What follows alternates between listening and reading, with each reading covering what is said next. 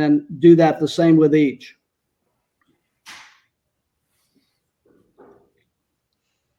Welcome, everyone. I see everyone's filing in. Thank you so much for joining us for today's State of the Industry webinar, sponsored by Metro West. We're going to give everybody a minute or two to get in. We have over 400 people registered, so we want to make sure that we have everyone in.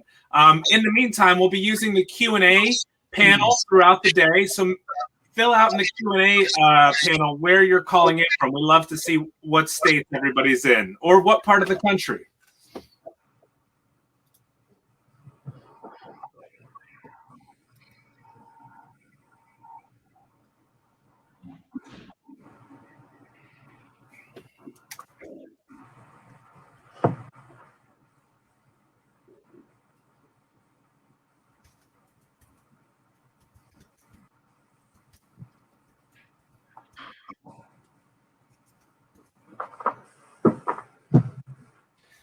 I'm here in Ocean City. It's snowing. We don't get a lot of snow in Ocean City, Maryland, but you know, that's nice. We got William from Houston, Debbie from Oklahoma City. Thank you, guys. Thank you all for joining us. Kevin in Oklahoma. Yeah, throughout the day, put your Q&A in there as we go along, and then at the end, they'll handle the Q&A, but it's nice that we have the bank of questions so that we can answer those right away when we get started on the Q&A. We got Harry in Florida, Jill in Fort Lauderdale as well, Greg in Michigan. Thank you, guys.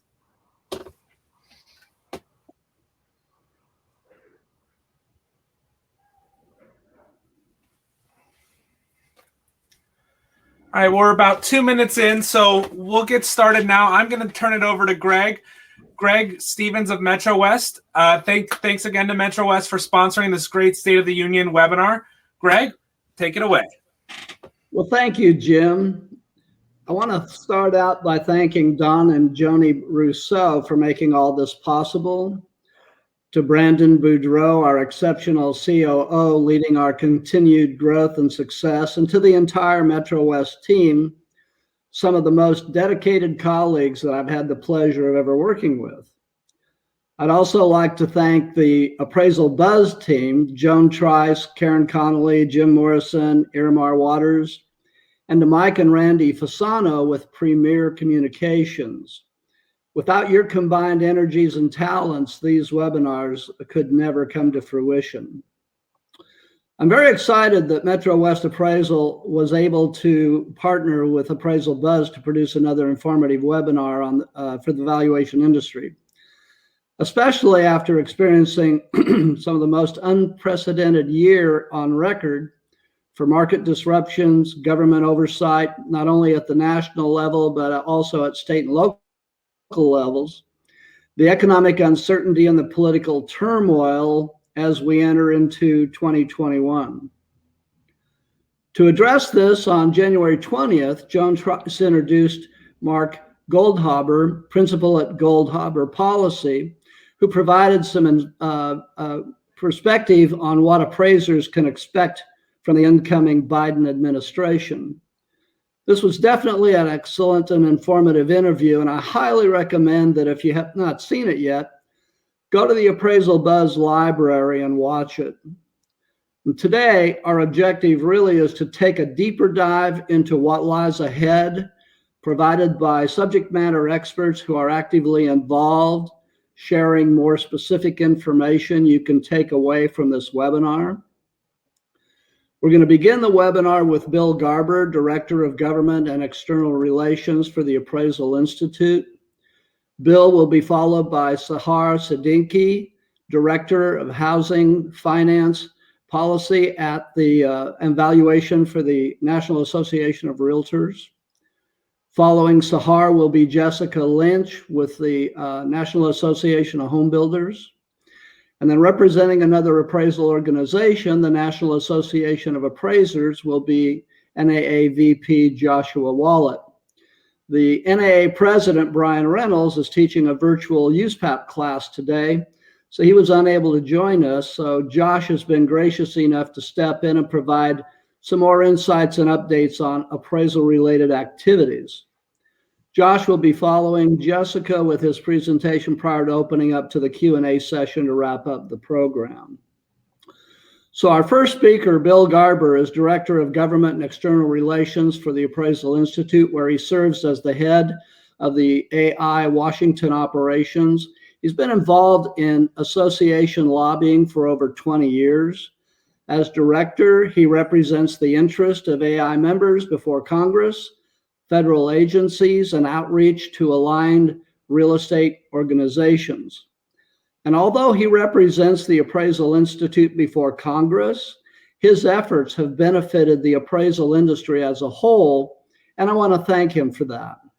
His broad range of expertise with real estate issues, including residential and commercial valuation and finance, economic development and land use, conservation and historic preservation issues, financial reporting, asset-backed securities, and real estate disposition and acquisition, have proved invaluable in negotiating over 2 decades of federal legislation impacting appraisers. In addition to testifying before Congress, he is a frequent speaker before government agencies and industry organizations, was also instrumental in the development and passage of appraisal provisions found in the latest 3 major housing finance bills in Congress. He actually provided the framework for responsibles to propose legislation that was ultimately signed by numerous appraisal organizations, including the National Association of Appraisers. Today, Bill will be governing the appraisal-related legislation, the latest on government-sponsored enterprises, housing equality, which is a major topic with the new Biden administration, and what is ahead for our tax outlook. So ladies and gentlemen, Bill Garber, Director of Government and External Relations for the Appraisal Institute. Thank you so much, Greg, and to the Appraisal Buzz team for the opportunity to be with you today. I hope everybody's doing well and staying healthy, staying safe in the midst of the pandemic. I'm going to go ahead and jump in and get started with this. Move through. There you go. So I'm going to try to limit myself to 10 minutes. It's been, as you know, lots going on in the Washington arena relating to real estate and finance, the political scene and the recent elections, the pandemic, the economic fallout, the recovery, the various issues with the stock market, the market as a whole. Through all of this, the response of real estate appraisers has been very, very strong. It's been a real pleasure to see the appraisers spring into action over the last year as clients and investors, real estate participants have really leaned on the services of appraisers throughout this pandemic, throughout the economic situation. So I'm here to say that the state of the union of appraisal is strong.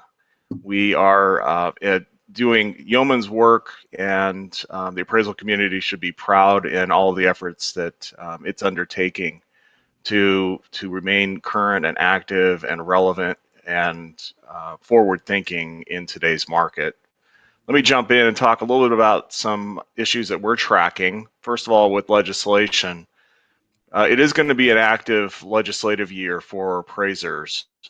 I am anticipating that there are several proposals that we saw in the last session of Congress that are likely going to come back up again in the 117th Congress sometime over the next 2 years.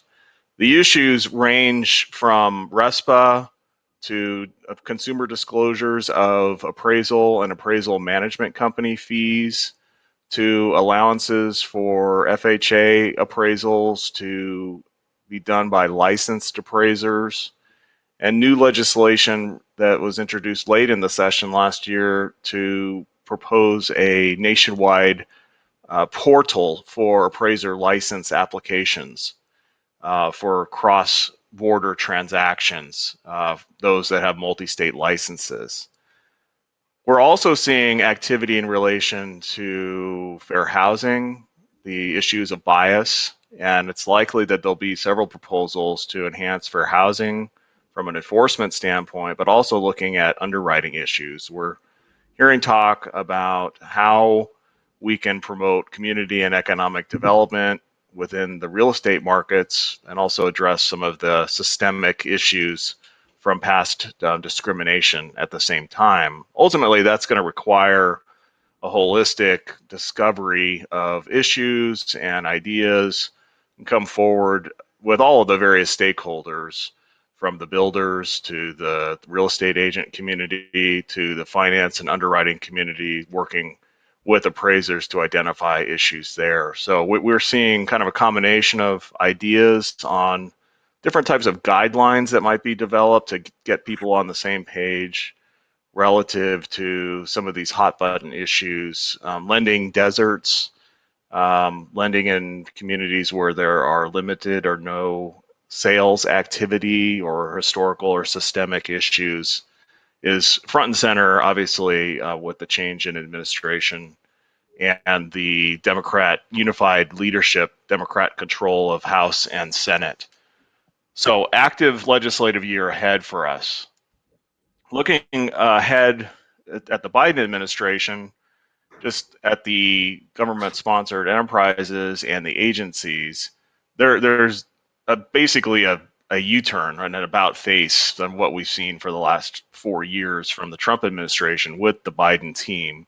You're starting to see some of that play out right now in real time with the issuance of a slew of executive orders. You're seeing that in the appointment process. That's already hit the Consumer Financial Protection Bureau. It has the potential to affect the Federal Housing Finance Agency, which is the oversight agency for Fannie Mae and Freddie Mac. There's still a lot of questions about the future of Fannie Mae and Freddie Mac. Housing finance reform is still under discussion, and the approaches are going to change. There's no question that the Trump vision is going to differ from the Biden vision, and I don't know that the Biden vision has been revealed yet. There's a lot of speculation about different approaches that might be taken. I heard recently this week that there was even some murmurs about receivership for Fannie Mae and Freddie Mac being a possibility. That's more of the far-flung options that are on the table.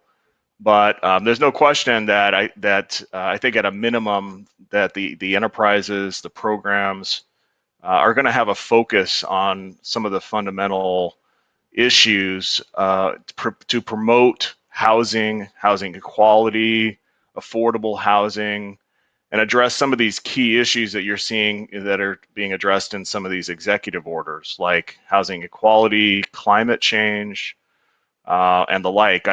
There's no question that we'll see some of the issues that came up in the Obama administration relating to duty to serve, which looked at things like affordable housing development, production, looking at manufactured housing, rural area issues, looking at green and energy efficiency issues, and then also this issue of promoting housing development in systemic markets that have limited or no activity, lending deserts, where the issues of, we've heard the term appraisal gap have come up recently. So that those are front and center. I think there's going to be a good deal of effort looking at all of those issues. Likewise, the agencies, the bank regulatory agencies are going to be taking a look at this. I also think that there'll be efforts to look at vendor service engagements, definitely an emphasis, maybe some encouragement of sorts to like how services are procured and looking at minority business enterprises as part of the vendor mix. We've been dealing with this in the appraisal field, promoting diversity. Diversity and inclusion is going to be one of the big issues moving ahead throughout the federal government, but definitely within financial services as well. So there's a pivot here and some emphasis on some key areas within the enterprises and agencies. Housing equality, I've touched on just a little bit. There was a memorandum that was issued by President Biden this week that looks to redress historical discrimination in housing. And it's mostly directed at a disparate impact rule, which got some fanfare in the lead up to the recent election. There's going to be an attempt to try to reverse course on that particular rule. But it set forth a framework for the Department of Housing and Urban Development to also look at fair housing issues and look to redress some of the historical discrimination that's occurred in the real estate market. Appraisal has been a part of that discussion. We intend to be part of the solution to that as well moving forward. I think the easiest, most straightforward way to do that is through education, become aware of the types of biases that exist in the marketplace, whether they be explicit, implicit, systemic. There's no question that these are things that all real estate professionals will have to grapple with moving ahead, and that includes appraisers. And we've gotten a jump start on that through a variety of education programs, some guidance that's under development, and I think this is just the start of that looking forward. The issues of climate and ESG, environmental sustainability, and governance are front and center in the eyes of some investor communities. Just yesterday, the Biden administration released an executive order on climate change. This too is going to emphasize things like conservation. We're going to see a pretty good effort put forward to try to conserve land, federal lands, limit oil and gas drilling and the like. There's a variety of ways that this, of course, impacts land use, real estate development.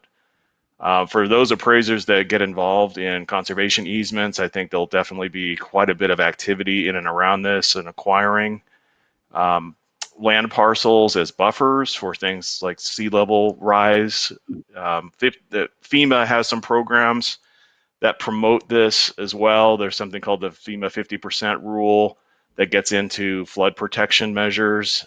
Those are probably very active programs looking ahead in the valuation space. So some specialty work for appraisers exists in and around some of these complex land use related issues. And I think there's no question that the climate change initiative, the efforts and some of the focus on conservation and buffers around sea level rise, particularly on coastal and riverfront areas, there's going to be a lot of resources, a lot of financial in-kind resources being put towards that are going to require valuation services and expertise.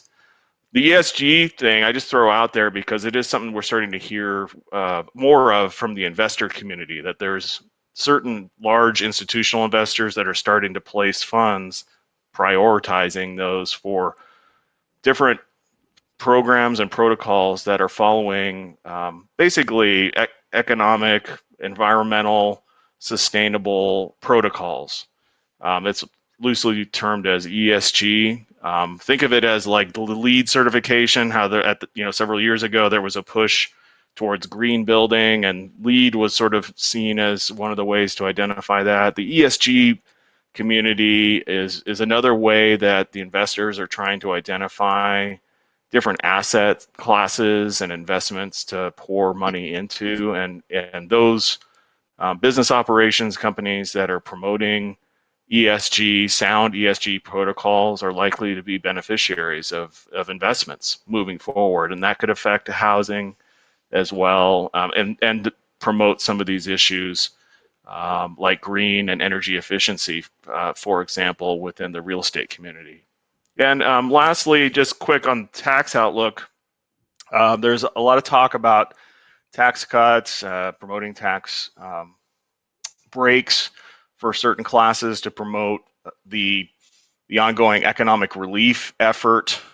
I think it's possible there'll be some tweaks in and around things like the estate tax that could actually result in a broader, maybe a tax increase for some, potentially, depending on how this works out. But there's all kinds of rules relating to the stepped up basis within the estate tax that are frankly out of reach for many today, that are likely to captured in any kind of effort to raise revenue. So while we're trying to promote economic relief, there's also a huge deficit that needs to be covered. So they're going to be trying to identify revenue increases wherever they can. I would say that the estate tax is one of those areas to be looking at. And if you do any appraisal work in the estate tax field, it's something to pay close attention to.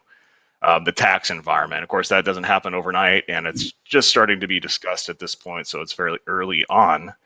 But keep an eye on that because there's a good deal of evaluation work that results from that. So that's a quick high level. Try to keep it to 5 issues in 10 minutes, and I'll toss it back to Greg. Well, thank you, Bill. That was excellent. Our next presenter is going to be Sehar Siddiqi. Sehar has been a contributor at numerous conferences and webinars, including CRN and Valuation Expo, providing us with exceptional data and analytics from the National Association of Realtors, where she serves as the Director of Fair Housing Policy and Valuation. Today's presentation is no exception. Sehar began her career working as a securities attorney in New York before joining the DC housing and finance world. Currently, she works on the property valuation, fair housing, and federal loan financing issues for NAR.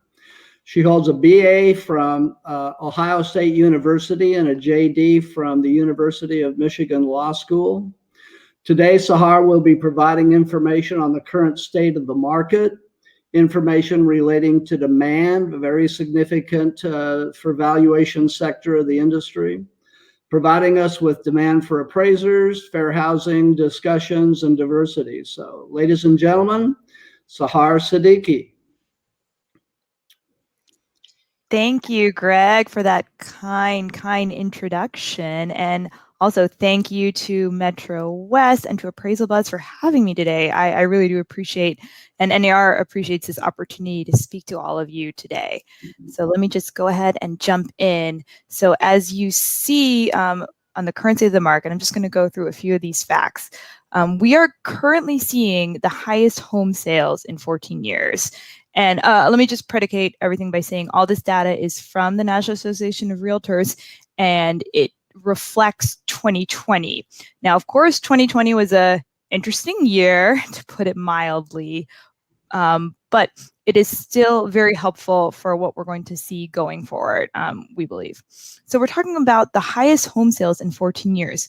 So that actually would put us before the Great Recession in terms of the last time we saw this level of home sales. That is something to think about. Now, of course, prior to the Great Recession, we know a lot of that growth was due to fast and loose credit. That is not what we're seeing today. And so that's something to keep in mind as I'm going through the rest of this information. One thing to see is that home sales have consistently been up more than 20% over a year basis for several months. So this is a growing trend. This is a strong trend. This isn't sort of a blip that, oh, you know, suddenly people were forced home during the pandemic and we had a huge flurry of activity and then nothing. This is a consistently growing trend. We're also seeing more than 100 months of year-over-year price.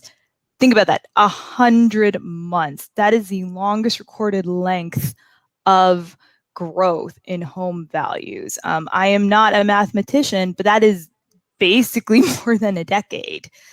One thing about this is that it's really made things a boon to sellers. If you are a seller right now, this is great. It is tough for buyers. This is a time when, if you're looking at the first time home buyer bucket, you know, minority home buyer bucket, this might be a little tough when you're thinking about these things. All right, let's go to our next slide. As you can see, one thing that I find really fascinating is that this year-over-year home price growth was in all 181 metropolitan statistical areas. That means the entire country. So in the past, when we would see growth, when you actually divided it up and you looked at it, you know, kind of on a local scale, what you would see would be that, okay, some areas had a gain in value, while other areas maybe you saw a bit of a loss in value, a little depreciation. That was historically been a normal type of trend. It reflects, changes in markets. One area, suddenly has some better job growth. One area is losing population. But the idea that over the entire country, we're seeing price growth, that to us says a lot more about the supply than the demand when you talk about supply and demand in sort of raising prices. That's, again, something to think about. Also, we have had record days low in terms of list to contract time. So right now, across the country, that is 21 days. That is incredibly fast if you think about buying a home. What it means is that buyers who can buy, and so I stress this, buyers who can buy are moving fast. They are moving fast. And how are they moving so fast? Well, for one thing, they're waiving all sorts of contingencies. We are hearing about how in a lot of contracts, they're waiving the appraisal contingency. This means that whoever this buyer is, they may or may not be worried that the house may not appraise, but they're willing to buy the house regardless of that. They're willing to take on that risk. They're also foregoing any contingencies on inspections. Again, I think this says a lot about who these buyers are. We're also looking at a 1.9 month supply, which is an all-time low since we started looking at this in 1982. And the reality is it's actually probably lower than 1.9 months because some of this is pending contracts. And, if a house is on a pending contract, it's not actually available. You don't have the option to actually really consider that in your home buying purchase. So again, this goes back to what I said earlier about if you're looking at prices going up and you're looking at supply and demand is usually what is forcing that price up, it really is on the supply side. So you're going to think that this is tough. Basically, we need more homes in this country. We do not have enough homes to really keep up with this voracious appetite that we're seeing for home buying right now. So let's talk about this. Let's talk about this demand. And I know I just said that the concern is supply, but it is interesting to think about the demand because I've also mentioned about the buyers. Who are the buyers? Who can buy in this market? So where is demand coming from? Well, one thing we're seeing is a need for larger homes. This is really interesting because the average American family is actually getting smaller. I believe right now the average number of children, for example, in a family unit is between 1 and 2 kids. That is very low historically. I think many of us who are probably on this webinar can recall when 3 kids probably would have been the norm. So it begs the question, if you have less people living in a home, why do you need a larger home? What are they doing with all that space? Well, so some of it is, of course, pandemic related. We're seeing a lot more people who are being forced to work from home. And in that situation, you might want some office space. You might want to be able to work somewhere separate from whoever it is you live with, whether that is a spouse, maybe it's your kids, but people seem to want separated space. They want larger space. They kind of want to get away from each other for various reasons.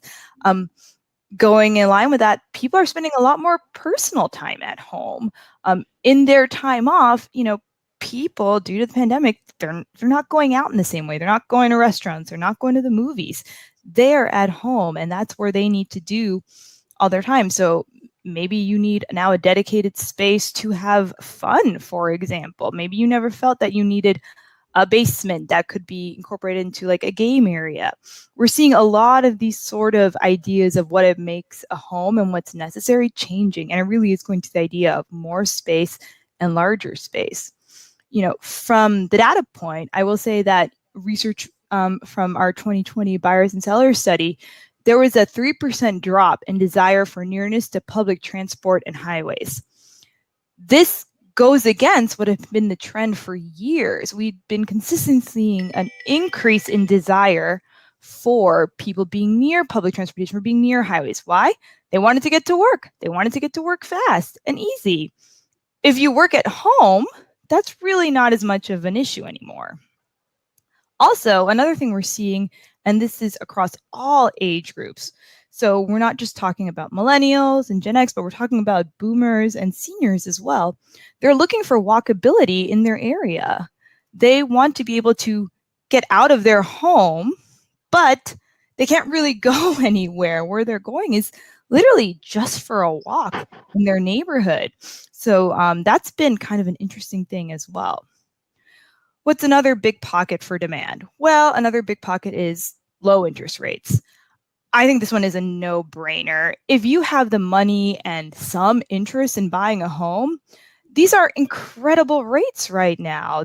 They are historically low. There's no reason not to buy a home if you can. So that goes to the question, well, who has the financing right now to buy the home? Who is doing it? According to our research, 48% of all buyers, so this is not the majority, but this is the largest group, they are not first-time home buyers. These are people who already own a home. So we're talking about people who are buying and selling at the same time, the likelihood being that they are selling in order to finance that new purchase, which again kind of goes to this idea that is home ownership, it's not maybe increasing across the population in a way that NAR would like to see, but it is kind of staying within certain groups who have afforded a home and can still continue to afford a home. Another element of that is the millennial wave, or millennials. We've talked about them for a really long time, and we are just seeing that they really are the biggest home buying bunch right now. They are 38% of all home buyers. If you break that up into older millennials and younger millennials, about 25% of are older millennials. So think of that of your millennials who are in their 30s, 30 to 40 sort of. And then for younger millennials, so this is people in their 20s, the 20 to 30 bracket, that's 13%. That sort of goes with what you would think historically. People in their 30s, more likely to be married or settled career-wise, more likely to start having families and children. They just might want a home for all those, again, normal things about more space, you know, maybe being near schools, maybe being near parks, you know, all those things that go into when you might be starting a home. I will say, though, that of that group, 52% of the older millennials were first-time home buyers. I think that's really interesting because that means almost half of them already had a home as well. So again, this goes to this idea, who is buying the home? Who's purchasing? Are we increasing home ownership? We are, but maybe not as much as we think we are. All right, and then the next big pot is the remote workers. Of course, all pandemic related. What we saw, for example, is that 83% of home buyers were buying a detached single family home. It was far and above the most popular option. Why would you want a detached single family home? Well, if you're a remote worker, you're stuck at home. That is your office. If you have a partner or spouse, you have two people who might be working from home. They might want separate spaces to work. Let's say you have kids and they need a space to play inside, but also, you know, you need a yard. Maybe you want them to play outside and the parks are closed. A lot of kids are doing virtual school. My son is doing virtual school right this second, and he is in a separate room because he needs that in order to do it. I mean, even just more general things, like you're probably cooking a lot more. So maybe you need a bigger pantry. Maybe you want a bigger kitchen. You know, it all goes to this idea that there is a need. And one thing then I want to talk about then is who is selling to all these people. Well, it's the boomers. Definitely the biggest pot of sellers are the boomers. All right, next slide. So going into the future a bit, what do we at NAR kind of see, especially in terms of the valuation industry? Well, what we're seeing is we're going to continue to need appraisers. there's demand for homes. There is high numbers of home sales. Obviously, those home sales need to be valued. We're going to continue to see a need for appraisers doing their work. I mean, it is actually, I think, a great opportunity in some ways that we can bring in a lot of work for this field and possibly new people. Now, one sort of caveat to that is this push into non-traditional forms of appraisal. You know, one thing that this pandemic has done is it really forced the government financing entities, right? So I'm including the GSEs in this bucket, but I'm also talking about FHA, you know, the Fair Housing Administration, Department of Veteran Affairs, their loan products, USDA and their rural housing loan products. All of them post-pandemic last year have allowed for non-traditional forms of valuation. So they are allowing for exterior only valuations. They are allowing for desktop valuations. It was actually understandable, but very fascinating to watch how quickly they pushed into these areas. Now, obviously, I think we all know that the GSEs have their proprietary AVM models, which are being used. I know that there's been increase in that, obviously, as an option. You know, not only do buyers and sellers are concerned about who's going into the home, just from our own members, you know, a lot of appraisers have been concerned about going into homes. They didn't want to do it, especially in times when, you know, they were fearful of their health. So what'll be interesting to see is that something that has come about as a necessity due to the pandemic, you know, does it go away when the pandemic ends? I find generally that it is really hard to take away something once you've given it. So I really am kind of intrigued to see, you know, as things ease up, hopefully in this coming year, you know, what's going to happen to these non-traditional forms of appraisal and valuation that these entities have allowed for. I find it hard to believe that they will completely disappear.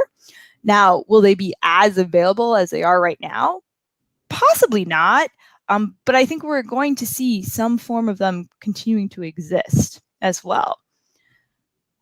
All right. Then we have one of the hot topics happening right now, and it's actually two. There's fair housing discussions, and there's diversity in the valuation field. And there's a tendency to sort of lump these two together, but I'm actually going to split them out. And though I have it listed first, I'm going to leave fair housing for last. I'm going to talk a little bit about diversity in the valuation field. So what does diversity mean as opposed to fair housing? Well, diversity means more about who is in your industry. Is your industry inclusive? Does your industry reflect the communities that it is serving? I know that a lot of the talk out there when we talk about appraisers and valuation is that it is an older population, it is a more male population, it is a whiter population.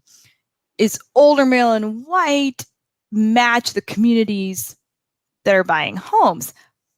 Probably not everywhere is my guess. And based on the data NAR, you know, you would be interested in bringing diversity. Now, diversity means age diversity, you know, getting young trainees in. I know that has been an issue for years, but again, that's something that needs to be worked on. How do we do that? Getting diversity in race and ethnic background. When you're talking about neighborhoods and whatnot, you know, is it beneficial if you have, you know, a majority minority neighborhood to have a minority appraiser come in? Does that add value? You know, I think it does. And I'm not saying that, you know, appraisers should only look at the areas that they work in, but there is a general sense that the more diverse you make your industry, you know, it really does help how we look at all the facets, how we look at everything that goes into valuing, you know, not just the home itself, but, you know, the valuing of the neighborhood, the entity, all those factors that come in. You know, it's an area that I actually think a lot of the appraisal entities, and so, you know, Bill with the Appraisal Institute, but I know the Appraisal Foundation, the American Society of Appraisers, they're actually all very involved in, which is great. A lot of the organizations that, you know, you as the attendees belong to are working hard to improve diversity. They were already working really hard to bring in the numbers, but they are working really hard right now to improve the diversity in the valuation field. So I'm very optimistic about that. Now for fair housing. So fair housing is, again, like I said, it gets lumped in with diversity, but it's different. Fair housing at its core just means that, you know, the Fair Housing Act and the protected classes associated with the Fair Housing Act, right, is everyone working in a way that doesn't, you know, go against the rules of that act, right? So basically, you know, it's not just this idea of, you know, someone being intentionally biased in their valuation or in their field. I know there's been a lot of media reports about the stories of someone who has a home in a white majority neighborhood, but they're a minority and their home gets valued less. I think that's problematic, but I think that also goes to an issue of a single person who is doing something wrong. Now, I don't want to get into why they're doing it. I don't want to get into the idea of, oh, you know, but we don't see the appraisal. I get all that. We don't see that all. But these instances are happening and they are problematic. And there is nothing wrong with recognizing a problematic instance and trying to address it. Now, how do you address it? Do you just continue to do, let's take that, you know, one-time appraiser who maybe didn't follow, you know, all the rules correctly and deal with them singularly? Or, you know, do we engage in a broader view of this? Do we, you know, ensure that all our appraisers, all our valuation professionals are getting, you know, bias training and education training, right? To ensure that that doesn't happen before it happens. I think that's also a really interesting conversation point as well. I will say from NAR's perspective, you know, we're very engaged on this matter. We, you know, have a work group within our membership that includes appraisers, that includes agents, you know, discussing all these issues. You know, we are currently in discussions with outside entities to see where there might be a lack of research in this area, where there might be a lack of suggestions and on how to fix this area, and seeing, you know, what can come from this. Can we provide more research? Can we provide some sort of white paper with solid policy suggestions? It's very early, but I just want to say that we hear everybody and we're working on it.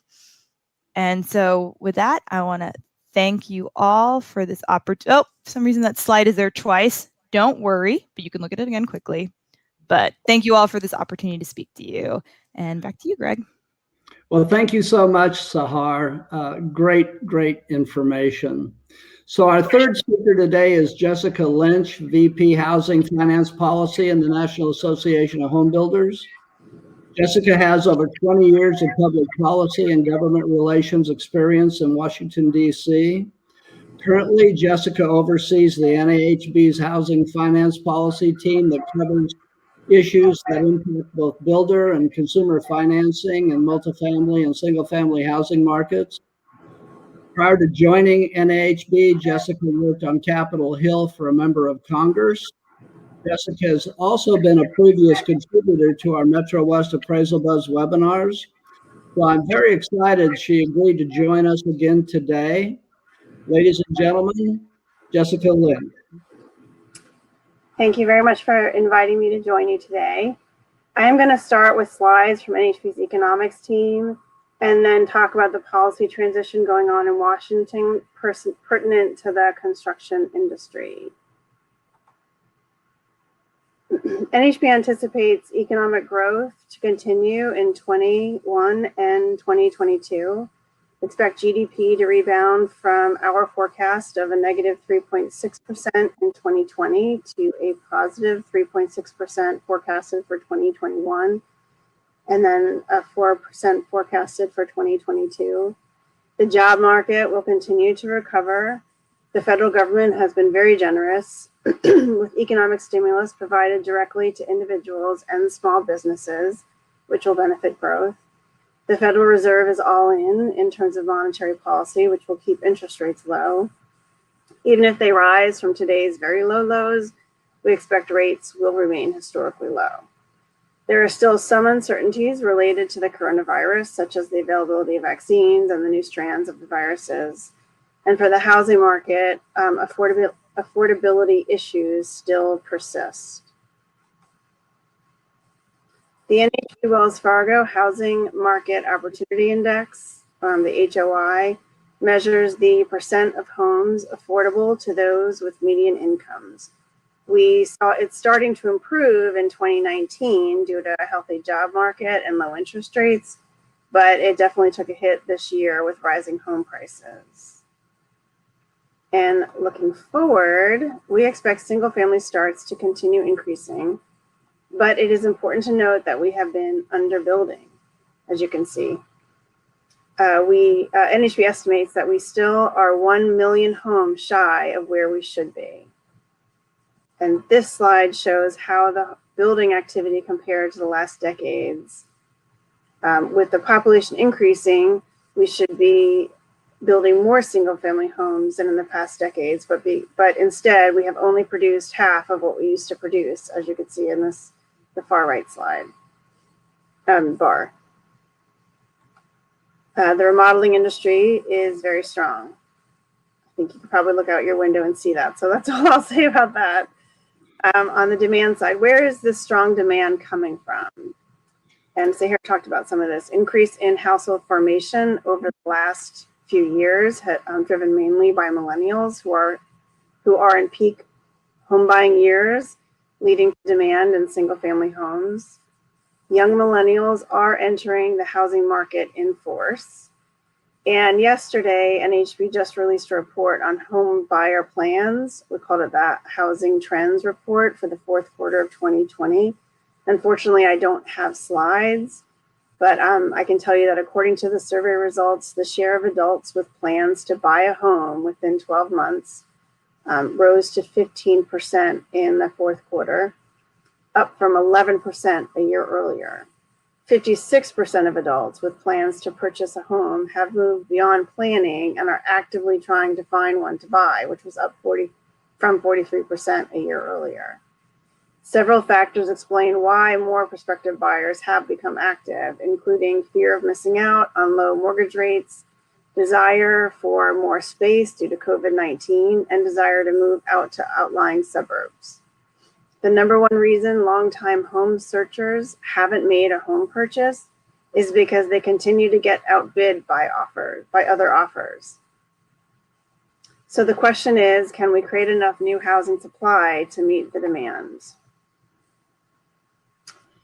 The NAHB Wells Fargo Housing Market Index measures single-family builder sentiment. The HMI plunged at the beginning of the pandemic when everyone was uncertain as to what the future would hold.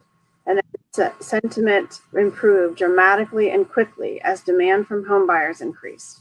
Although it has come down from its historic high, home builder industry sentiment is still very strong. Currently, as Sehar said, there is a 1.9 month supply of existing homes for sale, and as of this morning, a 4.3 month supply of new homes. So what are some of the supply side constraints? NAHB asked builders what were the most challenging issues related to the pandemic. As you can see, shortages or delays in building materials has been the biggest challenge, cited by almost every respondent. Prices have shot up for many building components, and the disruption in supply chains continue to cause delays. 3/4 of builders also cited processing permit approvals and labor shortages as challenges. Lumber prices continue to be a huge challenge. Prices have more than tripled since early April. Prices in other building materials are also up, but as you can see, it's really the lumber and OSB and plywood that is the biggest challenge. Lot availability continues to be a concern. Over 60% of builders reported that the supply of buildable lots was low or very low, which is not easily fixed since entitling land takes a long time. This indicates that new home construction will not be able to happen as fast as needed to meet demand. Regulatory costs are a factor for new construction, on average accounting for almost 25% of the price of a new home. Builders are anticipating that regulations will be an even bigger factor going forward. This NAHB survey was conducted just after the elections and asked builders what they faced in 2020 and what they anticipate will be challenges for 2021 at both the federal and the state and local levels. At the federal level, environmental regulations and increased taxes top the list. And at the local level, zoning and permitting difficulties and more environmental regulations, along with new development standards, are expected. So turning to the policy discussion, the winds have certainly changed in Washington, D.C., and it is not just a change in tone as we transition from President Trump to President Biden. There is also significant differences in almost every policy area. Over the last few months during the transition, the new administration signaled that the four main immediate policy priorities would be, and this is from his website directly, would be the coronavirus pandemic, economic recovery, racial equity, and climate change. It was made very clear that every industry, including and specifically housing, will have to play its part in supporting this overall aim. We are only about a week into the Biden administration, and he has already taken many actions to advance his agenda. NAHB is looking forward to working with the Biden administration and the new Congress to implement policies that will help the nation recover from the pandemic and move the housing industry and economy forward. We stand ready to partner with the new administration to ensure that credit-worthy homebuyers and small businesses can get mortgage loans and loans to enact comprehensive housing finance reform that protects the 30-year fixed-rate mortgage and to increase the supply of affordable housing. To turn to appraisal specifically, I would like to reiterate NAHB's support for the appraisal industry. Fair and accurate appraisals are a critical part of the housing finance system, and we look forward. We continue to look for ways to collaborate with our friends in the appraisal industry to improve data, education, and communication.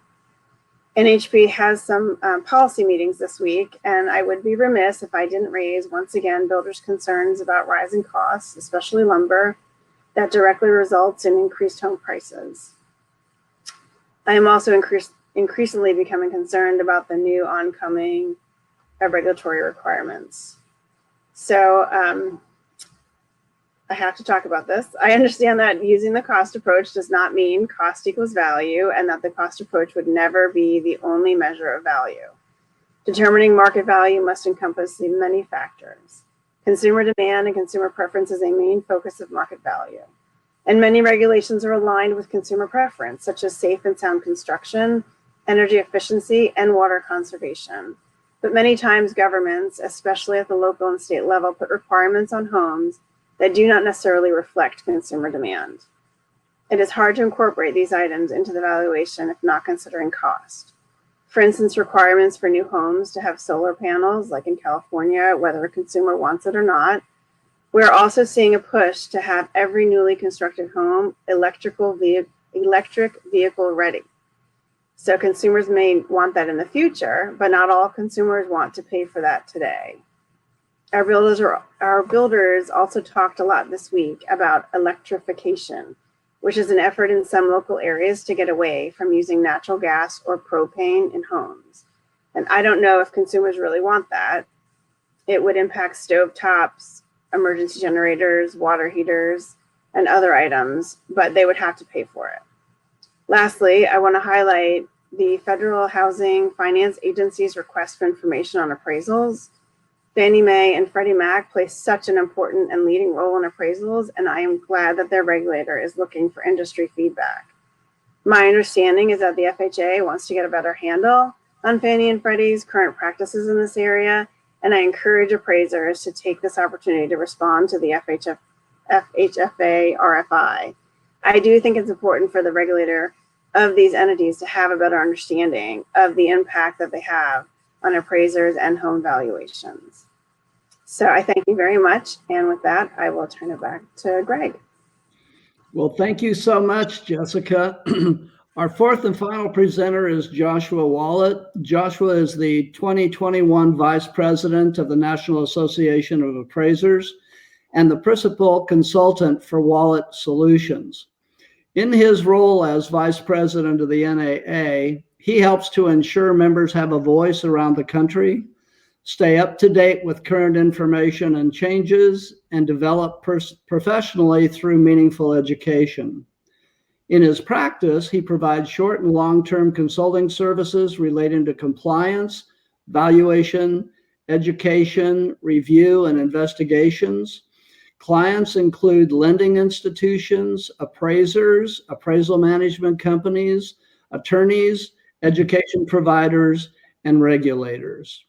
Josh is also an AQB certified USPAP instructor, holds the SRA and AIRRS designations with the Appraisal Institute, holds the Certified Distance Education Instructor certification, and is an Appraisal Institute approved instructor and previously served on the Colorado Board of Real Estate Appraisers. So we really look forward to hearing from Josh this morning. Ladies and gentlemen, Joshua Wallet. Thanks very much, Greg. And I wanted to take a moment to thank Metro West and Appraisal Buzz for having me here. I know you mentioned Bryan Reynolds. Wished he could be here, but you'll have to do with me right now.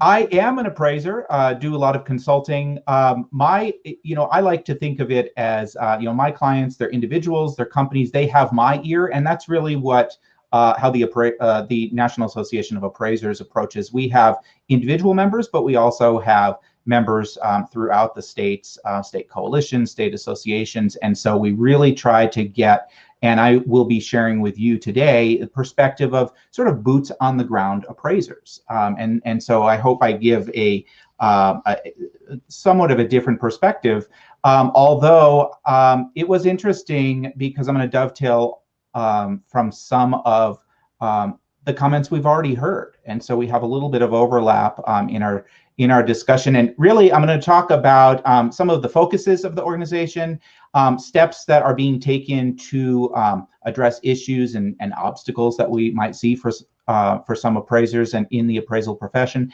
And also, mainly, I'm going to focus on what we're keeping an eye on this year and beyond. And that's really what I want to focus on. But we're trying to have that voice through taking a look at national and local laws, regulations, rules, lender policies. It could be the GSE policies.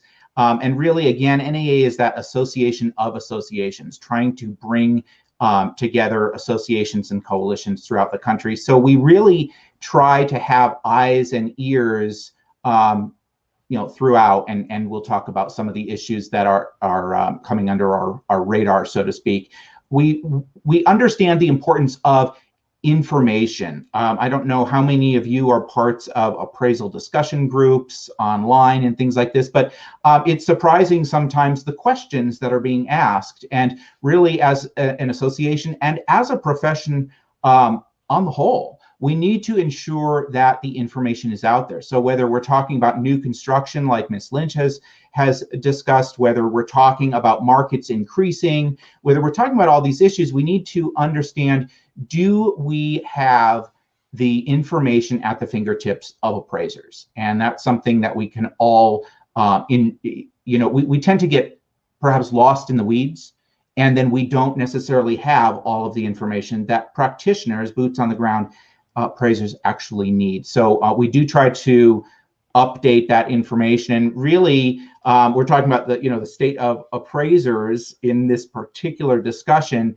as a small part of this bigger discussion here. And we need to make sure that we have that information so we're serving our clients properly, and that we have the trust and confidence of the public. Okay, so that we have that consistency of information being shared. We also encourage professional development. This one's close to my heart. We want to ensure that what Mr. Garber, Ms. Siddiqi, Ms. Lynch have addressed, are there opportunities for education on those particular topics? So are we looking at needing 7 more hours of continuing education and looking for a 7-hour class? or are we looking for something that is going to develop us further? So we do partner with education providers and really just encourage appraisers to look for classes that give them the skills that their client and the public need. So we heard about bias education. If that's a need that we have, are we looking for good classes for that? If we're talking about cost approach, like was mentioned, are we looking for excellent classes on the cost approach so we actually understand some of the nuances that we're looking at? Especially, I love the examples of the solar and features that might not be market driven but regulation driven. How are we handling that in terms of valuation? So we want to take a look at that. I'm going to spend just a brief few moments on this just to give you perspective on kind of where we're coming from, and also then where, what direction we're going. Sometimes the understanding of the future is sort of colored by where did we come from? What was the past, right? So we can kind of see. But some things that we hear around the country, and recently was the ANSI changes to the ANSI measurement guidelines. There are actually some states that require appraisers to measure according to ANSI. And even in states that don't, it's still a good examination to have of how do I measure a house, and am I using a standard, or am I having to perhaps modify a standard because of the data that I find around me? So I'm comparing apples to apples. So NAA did take on that task of working with the organization to have some clarification in ANSI. There were some proposed changes that were a bit confusing, and we wanted to make sure that it was practical. So obviously, USPAP exposure drafts, we're on boards and membership and board of directors are actively taking a part. But we want to make sure that as an organization, we're also encouraging members. I think it might have been Ms. Lynch that encouraged appraisers to get involved. And we really need to see involvement from practitioners, especially as we see a lot of changes anticipated from the federal government, which all trickles down and affects us, even if it's not directly on appraisers. So we do need involvement, and that's really one of the focuses. We have this internal, what's up here as internal, but really these internal mechanisms we're looking at are really for addressing the needs of members and the users of appraisal services. Okay, we do have an appraisal relief fund. We have created an associate membership category really for trainees is what we're talking about. And we've had trainees, new entrants already mentioned on this call already, right? We're talking about the continual need for appraisers. And we're talking about how can we get appraisers into the industry.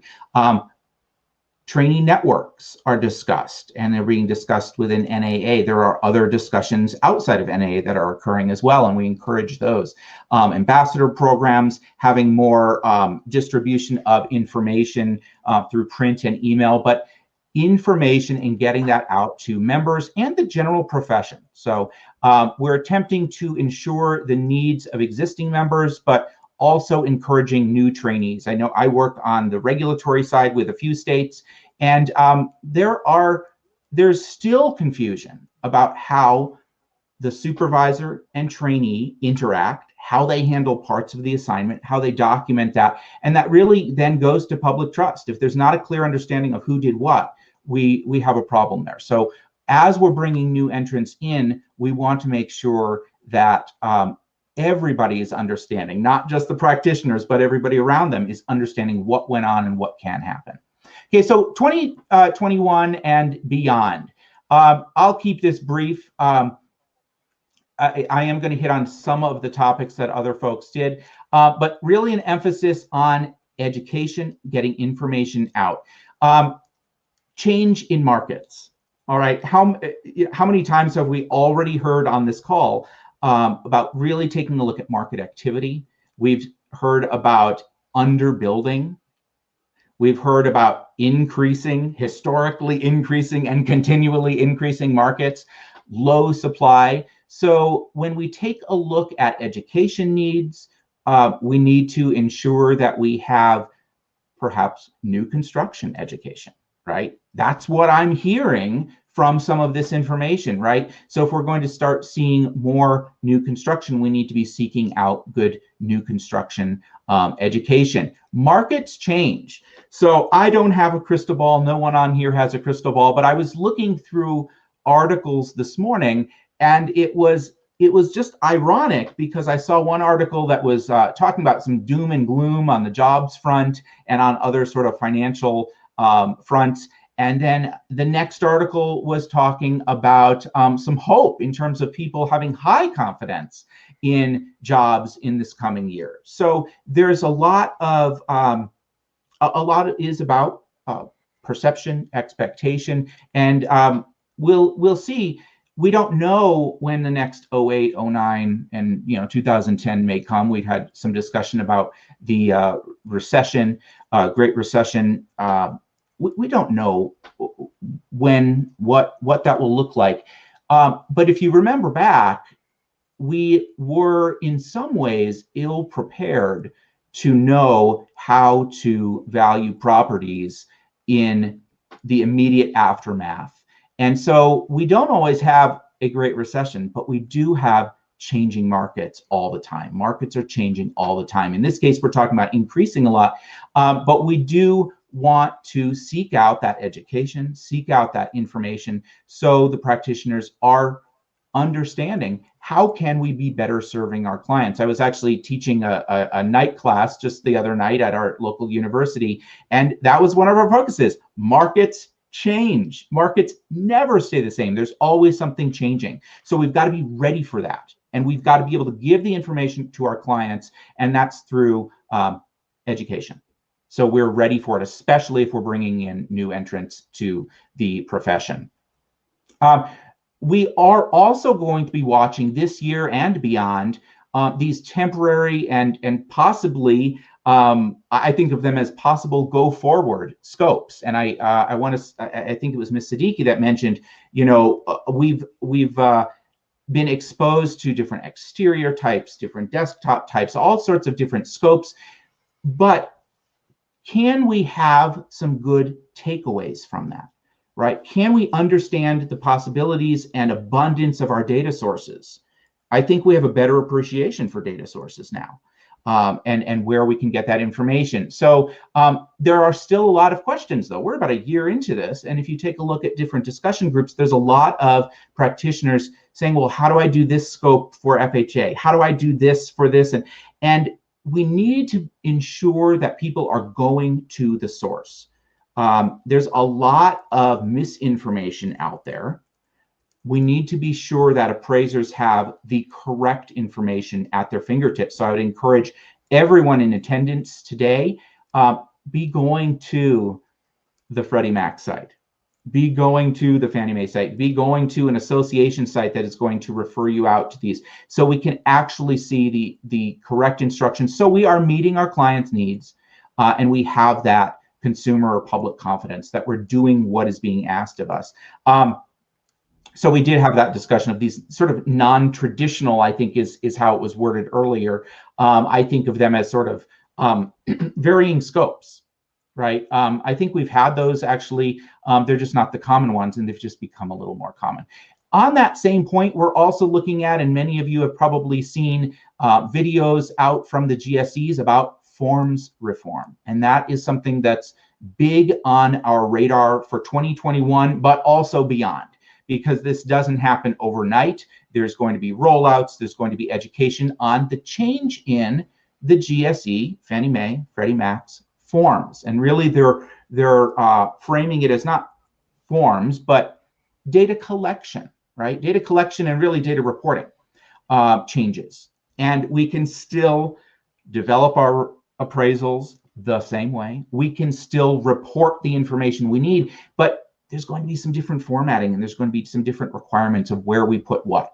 And understanding that is going to be necessary to maintain public's confidence. Right? We've heard about other ways on this call already in which the public has perhaps lost confidence in housing and in valuation and in other related areas.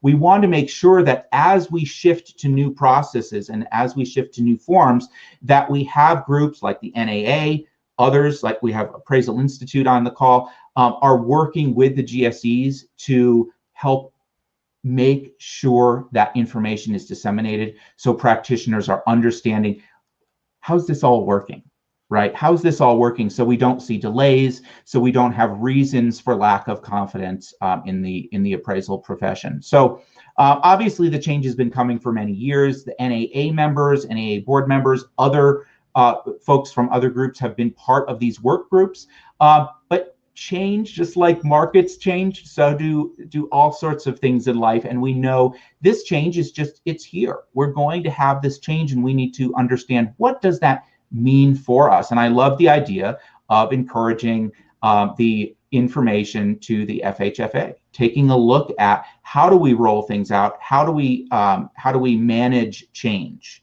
okay, so that we are still getting reliable valuations. And finally, the last large category that we're watching for 2021 is obviously the state and federal regulations. Federal regulations, you know, it takes a long time to turn the ship. We might talk about, you know, executive orders and already this, but really to have it trickling down and having, in some cases for appraisers, having state laws change because it's of course regulated by the states, even with AMC changes. Those are at the state level. So we really are watching to see what the new administration, what the new Congress passes.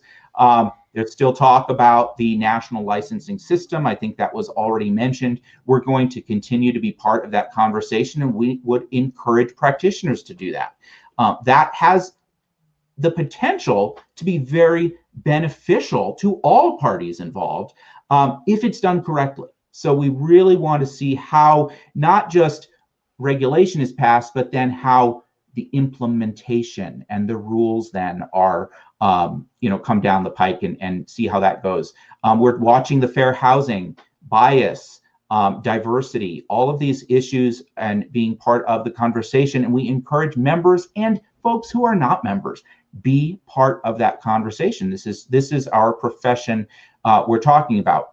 And we are also looking to strengthen partnerships, because we know that partnering with other organizations and other groups to help manage some of these changes, to help to influence the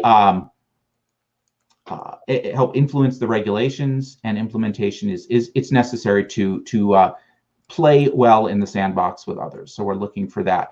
And those are some of the main focuses we are taking a look at. So I'm going to turn it back over to you, Greg, and we'll see if we have any questions for the group. Well, thank you so much, Josh. Yeah, that was very informative. Thank you. Really appreciate your contributions. So at this time, we're going to open up the webinar to our Q&A session. And Jim, do we have questions that viewers have posted during the presentations? Yes, we do, Greg. We have a couple, but please, everyone, put in your Q&A while we answer these first ones. Put in your questions in the Q&A, and also let us know which panelist it's directed for. So our first was from Laura Powers, and she said, "What are your thoughts, Josh, on the virtual training for trainees?"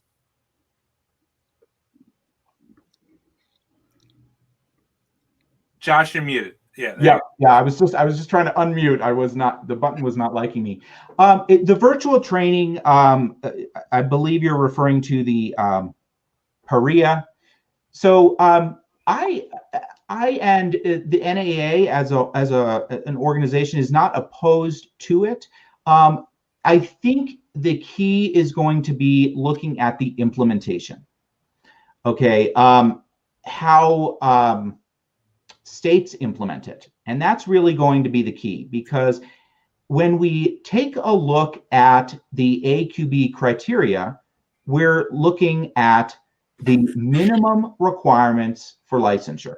Right, so minimum education requirements, minimum training and experience requirements, and that's really the piece. I think when there are discussions related to this PARIA, this sort of virtual, and for those of you who need a little context, it's you know, it's kind of walking through, let's say, a house inspection, or walking through searching your MLS, or walking through other pieces of your process, other pieces of your scope that you would get by walking alongside your supervisor in most cases. Well, in many areas, there aren't people willing to be a supervisor. And so they've said, hey, can we have some virtual exercises that you walk through? And this is not, as presented in the criteria, a substitute for education. It's a substitute for the experience piece. And different states have, states in general have the right, the opportunity to say, we are going to allow that as minimum, but here's a caveat, and we will expect a certain amount of real world experience. So I'm not opposed to that, but I think we're going to need to watch what is it? And I think before states adopt that part of the criteria without sort of adding their own, they're going to need to see the proof. The proof is in the pudding, right? We need to see what does it actually look like before we start turning out appraisers. I think in some ways, it could be superior to some supervision that I've seen firsthand in terms of talking with trainees in terms of the investigative area when they report how they're being trained, and sometimes it's not what you would want. And so a PARIA type program can supplement that, right? And it can say, here, we are going to at least touch on some of these processes that maybe you don't get a chance to always see with a supervisor. But at the same time, I think real world experience is going to be good. So I would anticipate that there are going to be some states out there that add on and say, okay, you can do so much virtually, but you need to. And we'll have to take a look at that, because if it says you can do 50-50, I'm not sure how practical that is if you can't find supervisors, because you'll still need 50% of your experience from a real world supervisor, which in many cases doesn't exist. So I think this situation, even though I like states' rights, sometimes it's frustrating to see the 50 flavors we have of appraisal regulation, honestly. But I think in this case, with this being such a new concept, I think the 50 plus flavors will be beneficial in the long term, because I think some states will discover a sweet spot and other states will then follow suit and say, this is how we can implement it effectively. So we have trainees who are actually suited and ready for the work environment. Thanks, Josh. That's great. So this one did not have anyone it was directed to. I'll direct it to Bill, but if somebody would prefer to jump in, it says, how much of an impact will Fannie Mae and Freddie Mac restructuring have on the appraisal industry if it goes either way, private or public? Now, that's a good question. I think we know that the UAD forms project team, the work that Josh spoke to, that's going to affect the appraisal community regardless of form structure of the GSEs. So everybody should be paying close attention to that. And I actually, in following that, I think there are a lot of really good proposed improvements that are being laid out so far. And I'm encouraged by the process that the GSEs are using with that. So there are changes that are afoot over the next 4 to 5 years within the GSE process itself, regardless of their structure. I think, under the current arrangement politically, that they're likely to be, it's more likely than not that they'll be in some form of government oversight and control. There'll be a lean more towards maybe their traditional arrangement or their existing arrangement, much less so than what was being proposed under the Trump administration, which was, some people were saying they ought to be completely privatized.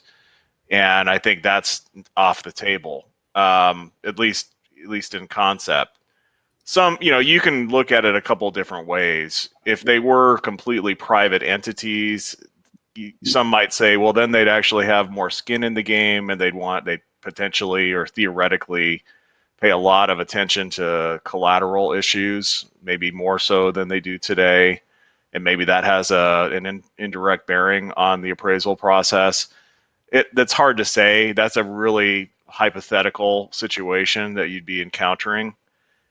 I think so what we have to deal with, I think, for the time being is and I just saw the Secretary of HUD was just in her confirmation hearing during our session today, and she was just speaking as to an answer to a question about where she felt the administration should go with housing finance reform, and she sees it as a congressional priority, something so big that it really deserves the attention, a legislative act by Congress, not something that could be done administratively or should be done administratively. So that signals to me that we're going to be in the current situation with the entities in conservatorship for some more time. I don't see this happening anytime soon, as Congress is not likely to act on this in the immediate future. So, in the interim, the enterprises have made it clear they're using appraisals. They are using waivers as well. They are leveraging their data. I think they're using waivers in a way that's identifying lower risk situations, like in the refi space, existing refis already held in portfolio, rate and term reductions, where they're already reducing the loan risk, and they already know the appraised value. It has limited effect in that loan decision process.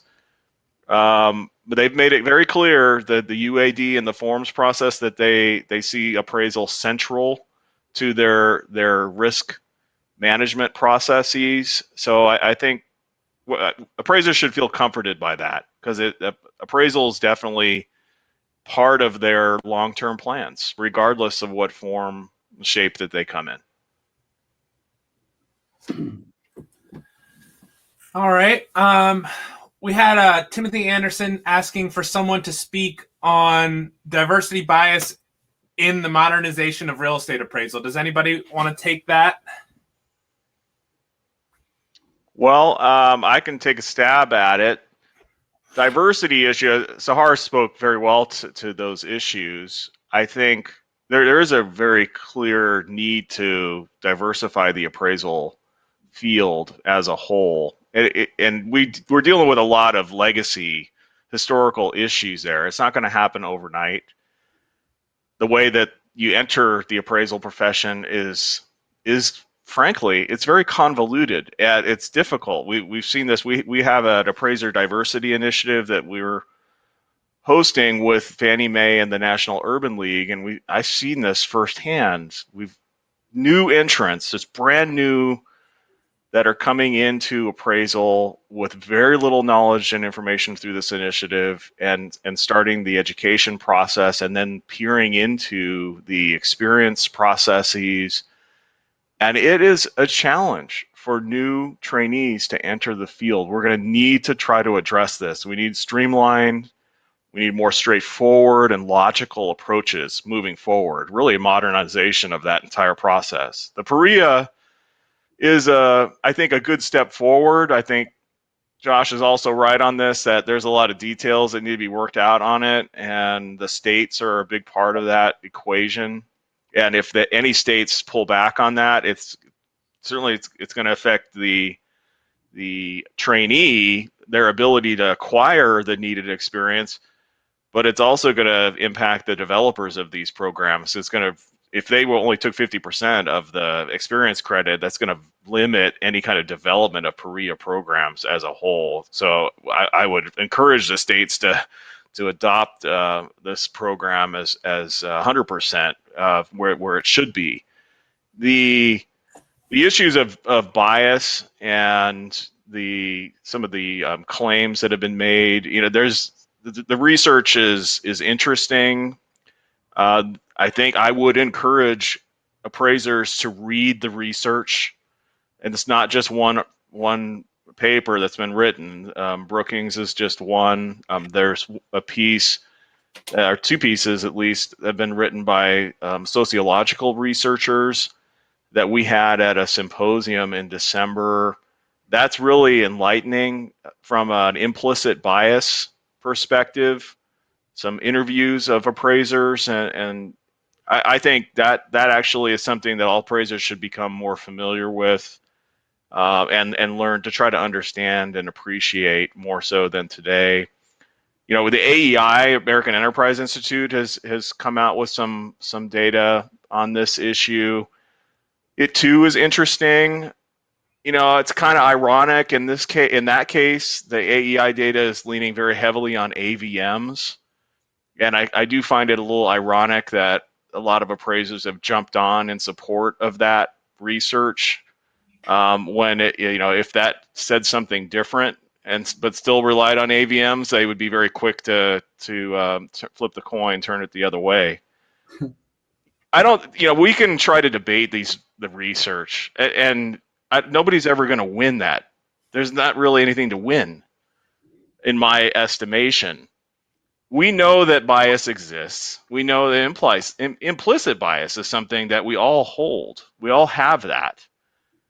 That the best way to address this whole issue, especially in a field that demands objectivity and unbiased services, is through education. We're going to need to enhance our education and our guidance in this area, to strengthen it, to cover any holes that may exist in the body of knowledge or within standards or whatever is required.